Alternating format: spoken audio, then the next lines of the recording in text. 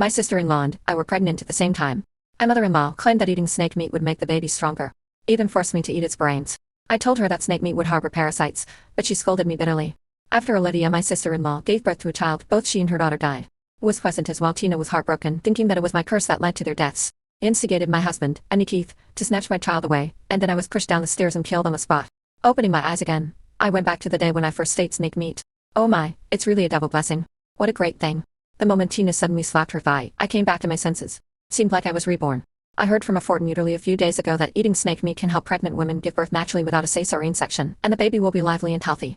I'll prepare more for you later. She happily picked up the bag and walked out. I almost wanted to hold it back. I recalled it as I recalled the tragedy of my previous life. I put my raised hand down again. I just watched Tina leaving. Lydia smiled slightly, asking me thoughtfully whether the baby was a boy or a girl. She asked the question again. In my previous life, she asked me during my entire pregnancy. Annalie was cousins as well. After she knew it was a boy, she repeatedly tried to trip me up and almost caused me to have a miscarriage. At the thought of it, my heart tightened. The doctor hinted that it was a girl.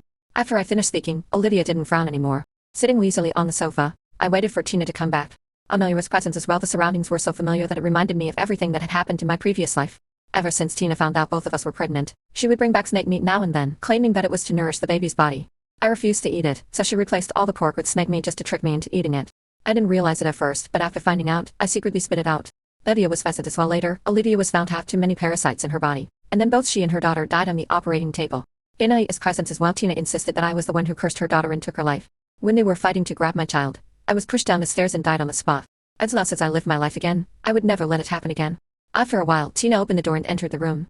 Was vested as well. The blood red meat was filled with a fishy smell. When the smell wafted over to me, my stomach churned so that I was almost about to vomit. Olivia walked over curiously, with greed in her eyes. Where did you get this good stuff? Can it really strengthen my body after eating it? Annalie was present as well. Tina nodded seriously and gave her a meaningful look secretly, hinting that she stopped asking more questions. Well, it seemed that the source of the meat was definitely not normal. I found her words ridiculous. A human body would grow a large number of parasites, and in serious cases, it could even lead to death. Was present as well. The meat was cooked quickly, and its color was white. Emily was present as well. Tina then placed it before us, with traces of blood seeping out between its textures. I did seem to see worms wriggling in the shredded meat. Well, just as I was about to leave, Tina stopped me and ordered, "Eat quickly, to nourish my grandson." Upon hearing this, Olivia immediately looked up at me. She was dissatisfied with it, saying, "Mom, what nonsense are you talking about? Pete has already said it's a girl." I smiled and waved my hands, closing my eyes and making up my mind. Since it was